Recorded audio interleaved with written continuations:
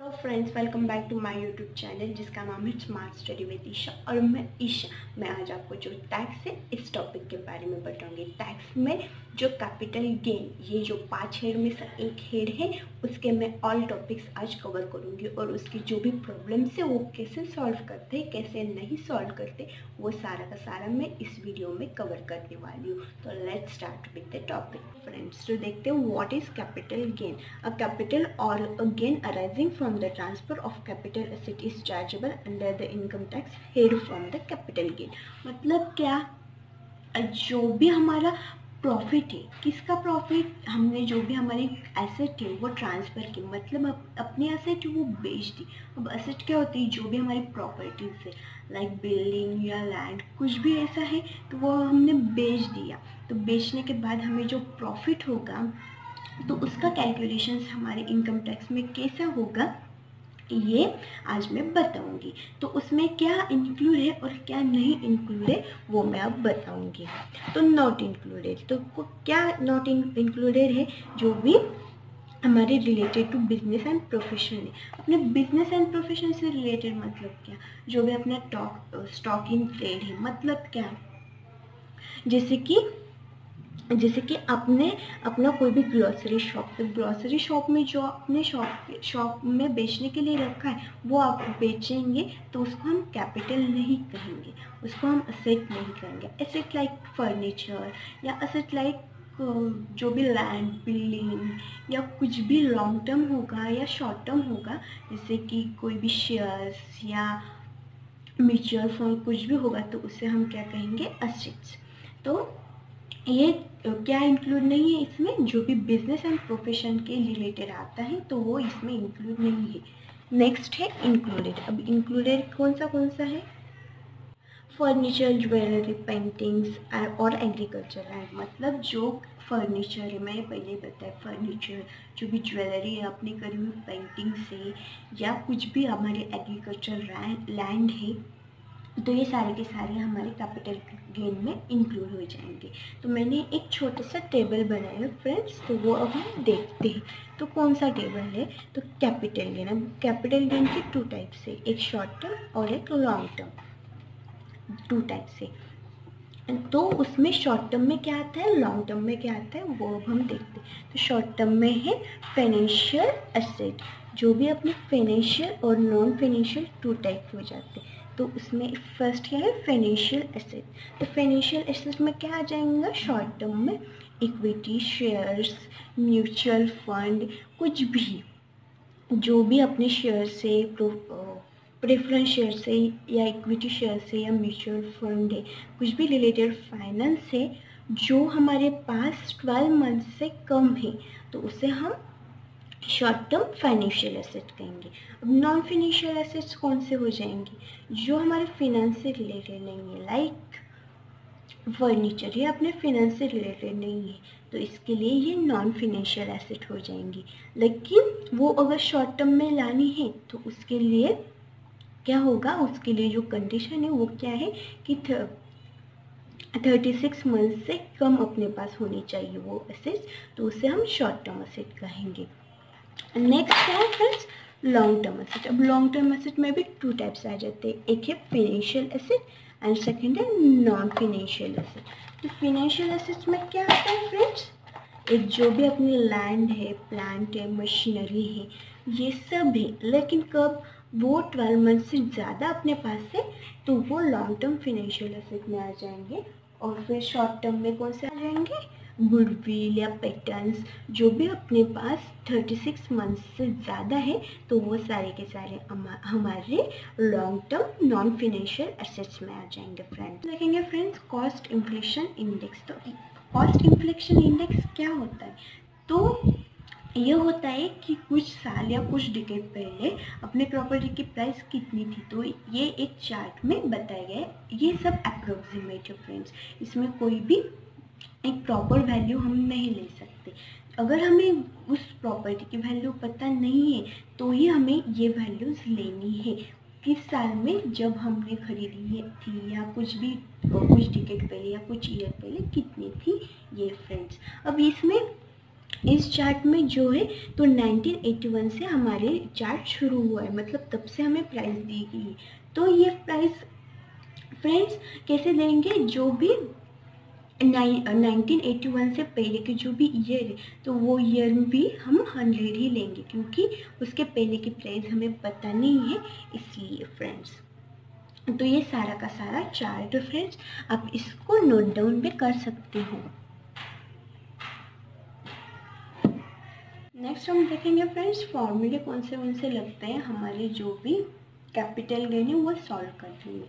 तो कौन से एक फॉर्मूला है index cost of acquisition and second है इंडेक्स कॉस्ट ऑफ इम्प्रूवमेंट। तो इसका क्या है, इंडेक्स कॉस्ट ऑफ एक्वाजिशन, तो cost of acquisition into CII of current year and CI of acquisition year. And जो इंडेक्स कॉस्ट ऑफ इम्प्रूवमेंट है इसका क्या है, इसका है फ्रेंड्स जो भी CII of current year and CII of improvement year. तो ये इसके फॉर्मूले है फ्रेंड्स। तो ये जो भी CII का टेबल है तो ये हमें ज़्यादा लर्न करने की ज़रूरत नहीं है, क्योंकि ये हमारे एग्ज़ाम में हमें जो भी क्वेश्चन पेपर मिलती है उसमें दिए हुए होते हैं। जो CII है जो हमारे इम्प्रूवमेंट ईयर से या एक्विजिशन ईयर से, ये इसके CII हमें दिए हुए होते हैं हमारे रिक्वायरमेंट के हिसाब से। फ्रेंड्स अब हम देखेंगे एक एग्जाम्पल, लॉन्ग टर्म कैपिटल का एग्जाम्पल देखेंगे हम। तो फर्स्ट देखते हैं, mister Salve acquired the residential house property in Jan 2030 for ₹10 lakh and made some improvement in the additional to house acquiring of the ₹2 lakh in October 2007. He sold the house property in the 2040 for the ₹80 lakh. Find out the capital gain. अब इन्होंने क्या दिया है कि mister Salve है, उन्होंने अपना house खरीदा जन 2003 में और उसकी प्राइस थी 10 लाख रुपीज़। देन उन्होंने उसमें इम्प्रूवमेंट की। अब इम्प्रूवमेंट कब की उन्होंने 2007 में, वो कितने की 2 लाख रुपीज़ की। नेक्स्ट उन्होंने अपना हाउस बेच दिया तो वो उन्होंने कितने को बेच दिया, 80 लाख रुपीज़ को उन्होंने अपना हाउस बेच दिया। तो अब हम देखते हैं कि वो इसे सॉल्व कैसे करते हैं। तो फर्स्ट हम इसे लिख लेंगे कि कब कब परचेस किया, कब सोल्ड किया और कब इम्प्रूवमेंट हुई, तो ये हमें ज़्यादा इजी पड़ेगा। तो फिर हमने ये सारे के सारे प्राइसेस लिख लिए। नेक्स्ट हम देखते हैं फ्रेंड्स कि ये इसका जो भी आंसर प्रॉपर वे में कैसे लिखते हैं। तो फर्स्ट हम assessment year and previous year लिख लेंगे। तो ये क्या होता है असेसमेंट एंड प्रीवियस ईयर। अब ये 2014 में इन्होंने बेचा तो 2040 एंड 50 उनका हो गया प्रीवियस ईयर। एंड उसके बाद का जो भी आएगा वो असेसमेंट ईयर है, मतलब इस साल का हमें कैलकुलेशन करना है 2050 एंड 60 का। फिर असेसी कौन होंगे, मिस्टर साल्वे, एंड उनका स्टेटस क्या हो गया, इंडिविजुअल। और फिर हम ऐसे लिख देंगे नीचे, इन the books of mister Salve competition of the long term capital gain. Friends अब हम देखेंगे ये सॉल्व कैसे करते हैं। तो 2 कॉलम कर लेंगे, एक पर्टिकुलर और दूसरा है रुपीज़ का। तो कंसिडरेशन रिसीव्ड, तो कंसिडरेशन रिसीव्ड मतलब क्या, अपनी सेलिंग प्राइस, मतलब रिसीव्ड मतलब क्या, आना। तो हमारे पास पैसा कैसे आया, हमने प्रॉपर्टी बेची उसके बाद हमारे पास पैसा आया। तो कंसिडरेशन रिसीव्ड मतलब क्या, सेलिंग प्राइस। तो वो कितनी थी हमारी 80 लाख रुपीज़। नेक्स्ट है एक्सपेंसेस ऑफ ट्रांसफ़र, मतलब जो भी कुछ ब्रोकर या ब्रोकरेज होता है तो उसे हम एक्सपेंसेस ऑफ ट्रांसफ़र कहते हैं। मतलब हमारी प्रॉपर्टी खरीदने या बेचने के लिए हमने जो बीच में का पर्सन लिया होता है तो उसको हमने कुछ कमीशन देना होता है। तो वो कमीशन हमने इस क्वेश्चन में हमें दिया गया नहीं है तो हम उस पर डैश कर देंगे। तो इसके लिए हमारा नेट कंसिडरेशन क्या आ जाएगा, वो भी 80 लाख से आ जाएगा। नेक्स्ट है index of cost of acquisition. तो इसमें क्या करना पड़ता है, माइनस करना पड़ता है, लेस करना पड़ता है। तो कॉस्ट ऑफ एक्विजिशन, तो इसका फॉर्मूला क्या है, cost of acquisition into CII for the current year upon the CII for the year of acquisition. तो इसमें वैल्यू पुट कर देनी है हमको। तो कैसे, तो जो भी कॉस्ट ऑफ एक्विजिशन है मतलब परचेस प्राइस है अपनी, जो हमने खरीदी थी, तो वो प्राइस कितनी थी हमारी 10 लाख रुपीज़, इंटू जो भी है करंट CIF करंट ईयर। तो करंट ईयर मतलब कौन सा होगा 2040 का जो CIF है वो हमें देखना है, वो हमें क्वेश्चन में दिया गया होता है हमारे एग्जाम में। तो उसके लिए उसका कोई टेंशन मत लेना कि CIF का इतना लर्न करना पड़ेगा, इसका चार्ट नहीं। तो उसका जो भी CIF है वो क्या है 1000 to 4, और अपॉन जो भी CIF करंट एक्विजिशन ईयर है वो। तो एक्विजिशन ईयर हमने कौन से साल में लिया था 2003 में लिया था। तो उसका जो भी CIF है वो 447 है। तो उसका जो भी कैलकुलेशन है फ्रेंड्स वो कितना आ जाएगा 22,90,827। तो ये हमें इस प्राइस में से लेस करना है। कौन से प्राइस में से फ्रेंड्स, जो हमारा जो 80 लाख है उसमें से ये लेस करना है। नेक्स्ट हमें क्या लेस करना है friends, index of improvement, cost of improvement. अभी ये इसे करना है, इसका भी एक फॉर्मूला है फ्रेंड्स, मैंने आपको बताया है। तो फॉर्मूला क्या है वो हम देखते, cost of improvement into CII for the current year upon CII for the year of improvement. मतलब क्या, जो भी कॉस्ट ऑफ हमने जो इम्प्रूवमेंट करी थी, तो इम्प्रूवमेंट हमने कितनी की करी थी फ्रेंड्स 2 लाख रुपीज़ की करी थी। और उसको इंटू हमें क्या करना है CII ऑफ करंट ईयर। तो करंट ईयर कौन सा आ जाता है फ्रेंड्स, जो 2040 से वो आ जाता है। और वो जो CIF ईयर ऑफ इम्प्रूवमेंट, तो वो कौन सा आ जाएगा फ्रेंड्स 2007। तो ये जो फॉर्मूले दोनों भी फॉर्मूले हैं फ्रेंड्स, तो ये थोड़े थोड़े सेम ही है। सो उसमें थोड़ा सा लॉजिक लगा के हमें वो लर्न कर लेनी है। तो कॉस्ट ऑफ इम्प्रूवमेंट की जगह हमें एक्वाइजिशन लगा देना है, और करंट ईयर तो सेम ही रह जाएगा, और CIF इम्प्रूवमेंट की जगह एक्विजिशन लगा देना है। तो इससे क्या हो जाएगा, हमारी जो भी लर्निंग प्रोसेस है वो इजी हो जाएंगी। तो फिर हमने जो ये कैलकुलेशन करा है फ्रेंड्स, तो उसका आंसर क्या आ जाएगा 3,71,687। तो ये इसका कैलकुलेशन आ गया फ्रेंड्स। तो इसको भी हमने इन दोनों को हमने इनमें से माइनस कर देना है। ये जो 80 लाख है इसमें से हमें इन दोनों को माइनस कर देना है फ्रेंड्स।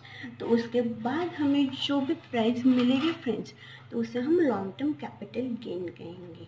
तो वो कौन सी प्राइस आ गई फ्रेंड्स 53,37,486। तो ये प्राइस हमारे आ गई टोटल टर्म कैपिटल गेन। तो इस पे हमें इनकम टैक्स भरना है फ्रेंड्स।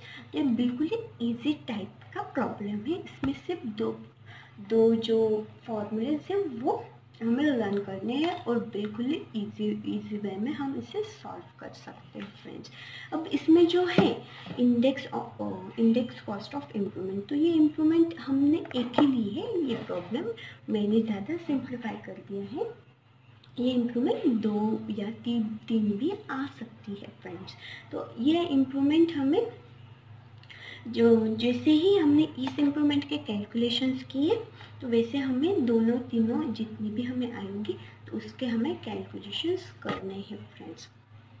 तो अगर हमारा इम्प्रूवमेंट ईयर हमें 1981 से पहले मिल जाता है, तो उसके इम्प्रूवमेंट के कैलकुलेशन नहीं करना है फ्रेंड्स। लेकिन हमारा एक्विजिशन ईयर अगर 81 के पहले हम मिल जाता है 1981 के पहले, तो उसका कैलकुलेशन करना है फ्रेंड्स। लेकिन अगर हमारा जो भी इम्प्रूवमेंट है वो हमें अगर 1981 से पहले होता है, तो वो इम्प्रूवमेंट हमें कैलकुलेट नहीं करनी है फ्रेंड्स।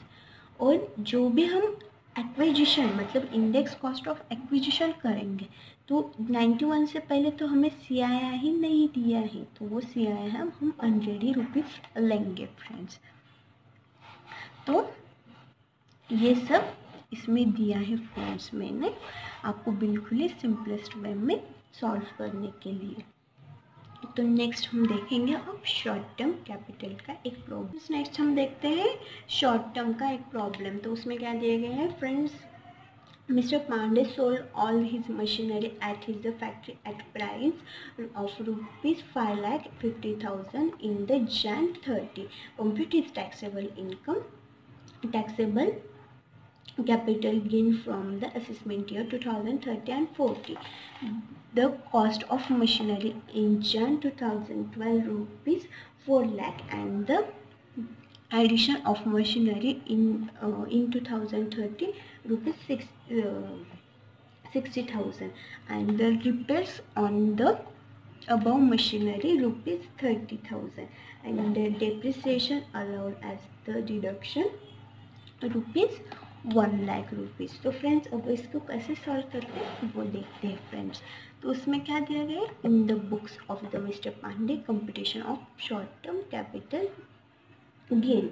तो उसमें भी जो भी हमने लॉन्ग टर्म की तरह 2 पार्ट्स कर लेने हैं, एक है पर्टिकुलर और दूसरा है रुपीज़। तो फ्रेंड्स इसमें हम क्या कर लेंगे, फर्स्ट कॉस्ट ऑफ मशीनरी जो हमें दी है, कॉस्ट ऑफ मशीनरी वो हमने लिख लेनी है। तो वो कितनी है फ्रेंड्स, 4 लाख रुपीज़। उसमें हमने एडिशनल मशीनरी मतलब क्या, जो भी हमने मशीनरी उसमें उसके जो छोटे छोटे पार्ट होते हैं उसे हम एडिशनल मशीनरी कहते हैं, तो वो भी हमें इंक्लूड कर लेना है फ्रेंड्स।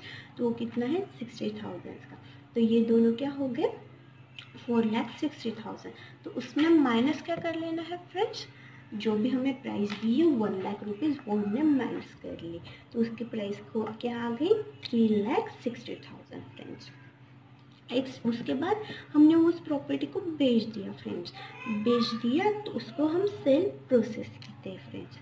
सॉरी मैंने प्रोसेस नहीं लिखा था, सेल प्रोसेस हमने कितने के हमारे एग्जाम्पल में दिया गया है, तो वो है हमारा 5,50,000। तो हमने वो ले लिया, तो 5,50,000। तो ये 5,50,000 में से हमें 3,60,000 माइनस करना है फ्रेंड्स, और जो भी आ जाएगा आंसर वो हमारा taxable short term capital gain हो जाएगा। तो वो क्या आ गया 1,90,000 फ्रेंड्स। तो ये कैसे सॉल्व करना है फ्रेंड्स, मैं आपको दिखाती हूँ। ये देखो मैंने आपको जो भी प्राइस एंड ये दिख नहीं रहे तो मैंने अपने अब आपको दिखा दिए। तो ये ऐसे टाइप से सॉल्व करना है फ्रेंड्स। ज़्यादातर हमें लॉन्ग टर्म ही कैपिटल का जो प्रॉब्लम है वो आता है, शॉर्ट टर्म कैपिटल का प्रॉब्लम नहीं आता फ्रेंड्स, लेकिन मैंने आपको एक सिक्योरिटी के लिए ये दे रखा है। तो इसमें फ़र्स्ट हमने मशीनरी ले ली, उसके बाद हमें उसमें जो भी और एडिशनल मशीनरी वो ले ली, उसके बाद हमें डेप्रिसिएट करना है, डेप्रिसिएट ऑफकोर्स हमें माइनस करना होगा। उसके बाद हमें सेल प्रोसेस लेनी है, और उस सेल प्रोसेस में से इस प्राइस को हमने माइनस कर दिया, और जो भी आ जाएगा हमारा शॉर्ट टर्म कैपिटल गेन है फ्रेंड्स। तो फ्रेंड्स अगर आपको मेरा वीडियो अच्छा लगा तो लाइक कीजिए, और आपको कुछ प्रॉब्लम है या नहीं है तो भी मुझे कमेंट कीजिए, और सब्सक्राइब करते रहिए फ्रेंड्स।